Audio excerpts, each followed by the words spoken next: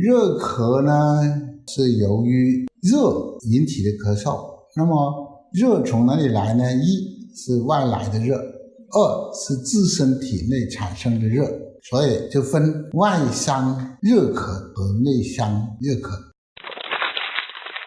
黄医师中医课堂。那外伤热咳的话呢，就是外感风热咳嗽，这个类型比较常见。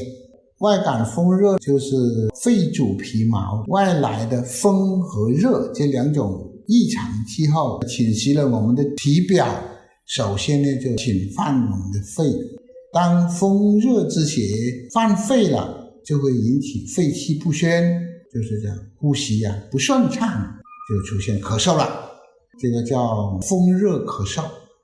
那这个咳嗽呢，它主要表现呢就是有恶风怕热，舌苔呢是薄黄的，脉呢是浮硕的，就是脉跳得快的意思手咳嗽吐的痰呢是黄的。风热咳嗽的技巧呢，我们觉得是疏风清热。你比如我们用的叫做桑菊饮这个方，桑叶菊花用这个方来治疗风热咳嗽。